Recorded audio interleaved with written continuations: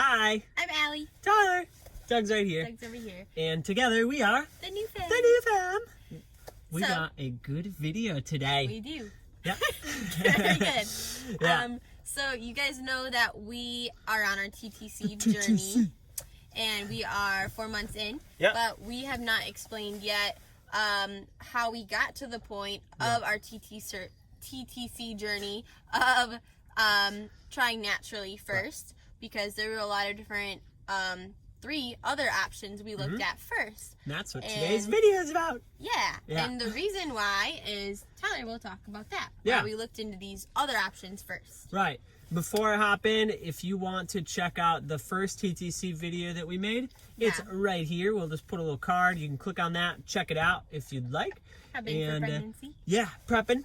But what really got us to the point of doing these, or doing the research for these different alternatives of starting a baby or a family, starting a baby, is that I have a genetic eye condition that was passed down from my grandma to my mom to then me and my sister, and we wanted to prevent that as much as possible from getting passed on to our kids and future generations of our family. So that got us thinking and doing some research of what our other, directions could be to starting a family and possibly preventing this condition. So the percentage of this getting passed on is a 50-50 split. So it's really kind of up in the air, and that's what really led us to number one. And that is IVF plus PGS. So IVF is in vitro fertilization. Yep. Plus PGS, which is pre-implantation genetic screening. Thank you. I was like, I don't know. So most people, this is the last thing that they try, but for us, we were recommended to. This would be the best option for us, while still being able to use Tyler's sperm and use his genes. And that's why we looked at that first. And to explain a little bit what it is, most people know what IVF is, but the PGS side of it is the side that actually prevents eye condition by looking at the different embryos and then seeing which ones have the eye condition, which ones don't, and then implanting the ones usually that don't. 1 or 2, that don't have it, for a chance of pregnancy. So the research that we found with the IVF is... So we looked at that, but then there were 3 things that made us decide, I don't think this is the way that we want to go, at least right away. Yeah. So 1 was the medications, the shots, but just the concern of just so many drugs and putting that in your body and the shots. And some people, this is what they do and it's the best route for them. And I'm not, putting that down at all. It's just for us, we didn't feel comfortable, especially trying that, going that route first. Right, exactly. So that was the reason number 1 for no on IVF. What's number 2? Number 2 is... Money. Yeah, it's really pricey, as Allie found out she did just a ton of research. And in California, where we were living before, it had a range of like 24 to 30. Yep, 25 to 33,000. It's a lot. And not only that, but that's just for 1 round. Yeah, right? One round. The chance of that taking place is that it happens the first time pregnancy is 27 to 29%. So for 29% at between 25 and 30, that's a lot.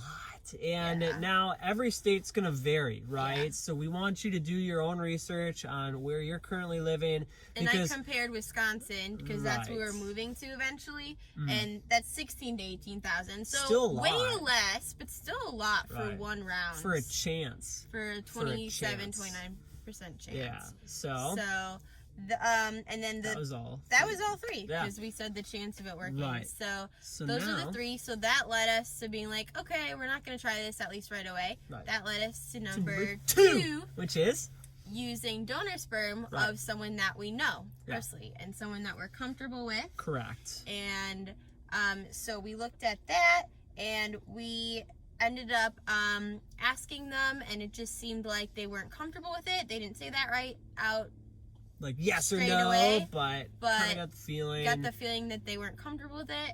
Which is totally okay, right? Yeah. Like this is a sensitive topic. Yeah. It's a lot to think about. It just can, for some people, it can be too much, which is totally okay. Which is why we never ended up pushing and like, prodding. We're like, we're just going to let it ride. Yeah. And let me just do a quick shout. So when you do the donor sperm, you also do then the insemination. Right. I wanted to shout out Mama Bethie. Mama Bethie! We'll throw her link down below. She's been just a slurry of information. Very informative. She's super valuable resource when it comes to these topics. How to do it at home instead of like doing it through like a healthcare provider. Right. How to prep your body. Very informative. She's done tons of research and she just wants to share it to other people. She's just an expert. Yeah. So highly recommend her. We'll link her up here. Down below or up here. Yeah. The other thing that made this option hard was that we're across the country from the person that would have been the donor. And so the logistics of getting that to us were quite challenging. It seems like most people just do it with someone nearby. Right. So it's very time sensitive. Yeah. Yeah. So in the end, but it's possible, but it's time sensitive. But in the end, because they weren't comfortable, we were like, okay, totally respect that. Yeah. That moved us to number 3. And number 3 is still using donor sperm, but going through a cryobank. Right, which is, in essence, a fancy word for a sperm bank, right? Yeah. And once again, we always say, just do your own research with locations around you because prices will vary. The types of screening that they do for their applicants is, will vary. And when we were looking at some of the profiles on these cryobanks, it was kind of like, wow, some of them they'll get like a little in depth, others they're like, really, who's this, what do you like, what do you know, which is good. Hobbies, their habits, health histories of like all their grandparents, parents, gets real in depth, brothers, sisters. Hearing their voice, it's crazy. But photos, even childhood photos. But in the end, so I was finding ones that I felt like matched Tyler the best in terms of appearance, how athletic hobbies, he is, habits, interests, health, faith, and would bring them to him, and then he'd be like, no. Right, we'd go through it together. Yes, But that let us just, continually going through them, being like, none of these are Tyler. Like, Tyler is, not perfect, but like in our eyes, nobody's no one's perfect, but for what we were looking for, of like we personally really value health and like not drinking, no smoking, being really athletic, eating healthy, and active, eating healthy, the faith thing. So because none of them had everything plus all of those things, as well as someone that looked like Tyler, we just ended up deciding, you know what, like that leads us to number 4, which is trying naturally. Which, thank God, we have the ability to try naturally, because not everybody does. So for those out there that are struggling right now, like, you're not in this alone. We said this in our last video. Like, this is not something that is super uncommon. And once you start doing research, you'll find that out, and it's almost kind of like a breath of fresh air. Yeah. And so because we feel like, well, we don't know, there's so many people that do struggle with infertility. 1 in 8 couples struggle with infertility. It's a lot. And we at least are not yet struggling with infertility. Maybe that in the end that ends up happening, but right now we're right in the beginning of this journey. So why not try naturally while we have the opportunity? Yes, it's a 50-50 chance of that condition being passed down. If that's what happens, like, we're gonna figure it out.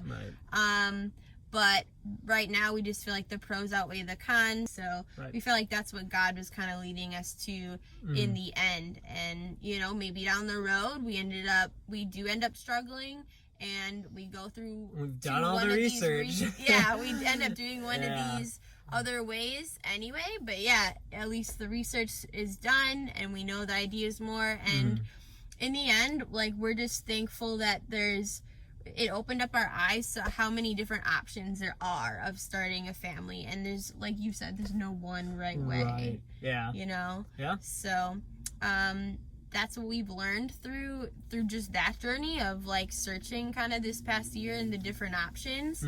And one thing I wanted to mention was some people might be watching this and being like, why didn't you mention adoption? Right. And the reason why is we very much are looking into adoption, but not for the reason just solely of preventing the eye condition. We've always kind of wanted to adopt from the beginning because we just do, you know? Yeah. And so we're planning down the road of having 1 to 2 biological kids, God willing, and adopting 1 to 2 kids. Yeah. And so,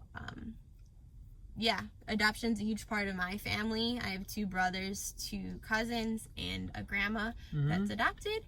And it's something we really want to continue and have a part of our family. Yeah. So everybody deserves a family. Yeah. And with that being said, I mean, the new fam, right? We obviously want to start growing our family, with you guys here. So feel free, if you're not yet subscribed, just hit the little button and the little ding, the little bell. Like it, so other people out there who might be looking for a topic like this can see it. So if you guys can, please comment.